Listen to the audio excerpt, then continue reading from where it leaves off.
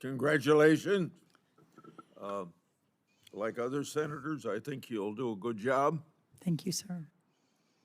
Want to start out by thanking you, like Senator Durbin did, for during the Trump administration, working with us on the First Step Act.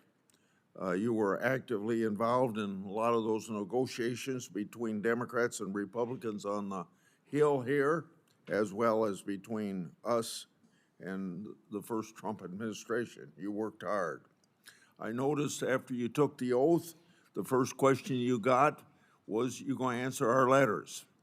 Remember what I told you in my office? Oh, yes, sir. As I tell every confirmed person coming to my office that you ought to say maybe, because I pointed out to you how I had 158 letters to the Justice Department that are still unanswered. So sir. they said yes, but they turned out to be liars. And that's true of Republican and Democrat administrations generally. So I hope you'll, since you said I do, you'll tell all your colleagues in the cabinet the same darn thing, or they're going to be liars. So Yes, sir. I hear you loud and clear, and I have to believe with 100,000 employees at USDA, we'll be able to answer your letters to the best of my ability, sir. But yes. Now, at least one other person, my colleague, Senator Ernst, has brought up the importance of whistleblowers, the information she got from them. I'm not sure that I want to ask you a question. I just want to tell you what is on my mind, and that is you've got tens of thousands of people working under you. You can't know what they do, and you ought to listen to whistleblowers, and it's not you yourself listening to whistleblowers, it's you establishing a culture within your agency that middle management's going to listen to whistleblowers, because then they don't have to come and bother me. I got 38 investigations going. Most of it have come from whistleblower information about fraud or about the law not being followed or misspending of money and all that. So listen to whistleblowers, will you? Yes, sir. You have my 100% commitment. We talked about it in your office, and I really look forward to that. Yeah. The next thing is the legal term actively engaged in farming is not enforced. We got too many people on Wall Street getting farm payments that shouldn't be getting them. So I want you to make sure that all of this manipulation that has gone on in the Department of Agriculture under both Republicans and Democrats to dilute the term actively engaged, and I'm being a little facetious when I say this, but you ought to at least have dirt under your fingernails if you're going to get payments from the taxpayers for your farming operation. So I expect actively engaged to be fully enforced by you, and however it's been diluted, you ought to take a look at it and make sure that it is stiffer than what it otherwise was. And then when we get into this negotiations on a 5-year farm bill, I don't expect you to answer this now, but just let me tell you, there can be tremendous savings to the taxpayers. And you can even discuss this with Mr. Musk of Doge, and you can discuss it with people at OMB.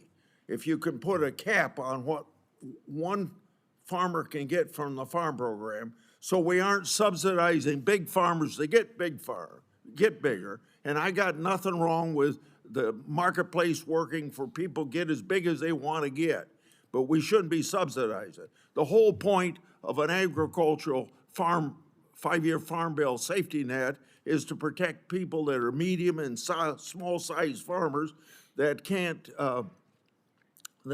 control what happens to them, whether it's a natural disaster or a Carter grain embargo or some war in Kiev.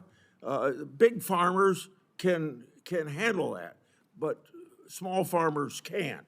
And that seems to me, for the same reason we put out disaster relief for farmers in the bill that just passed before Christmas, and you're going to administer, there's the same reason that we have a safety net for farmers on prices generally and things beyond their control. So I try every farm bill to get this done. And the most successful farm bill I had, and I hope I'm successful in this farm bill, was 2015, when I got a cap put on in both the House and Senate in exactly the same language. And it shouldn't have been diluted at all or changed at all when it goes to conference, because those are the rules of conference. But the congressman from Texas, I don't know his name, that was chairman of the Ag Committee at that time, and you probably know who he was. He did not like it, and he diluted it to it's practically meaningless at this point. So if you want to save some taxpayers' money, look at that issue when I bring it up again. Thank you, sir. Another thing is, we had the first Trump administration. We had a couple times in the Biden administration use money from the Commodity Credit Corporation that I don't think should have been used. And the power of the purse, as you know, rests with Congress under Article 1 of the Constitution. And money can't be spent without authority of Congress. And billions have been wasted that way. And I hope you don't get involved in wasting those dollars again. I'll end with the Packers and Stockyards Act. I think it's stronger than anything that the Justice Department can do under antitrust laws to protect the welfare of the farmer, to make sure that the marketplace is working. And thank God, Vilsack, just before he left office, put out some regulations that will help enforce Packers and Stockyards Act, particularly to protect livestock producers in highly concentrated areas of agriculture, or the poultry grower payment system, the capital improvement payment system. The American Farm Bureau Federation has spoken positively about these issues. I think there were some more that are on the books that maybe you can take a look at that he didn't get around to putting out, because maybe they're a little more controversial. But the Packers and Stockyards Act is the most effective tool to make sure that the marketplace works for the American farmer. Thank you. Thank you, Senator. And I am really looking forward to working with you and continuing to move forward, and especially focusing on our small family farms in rural America.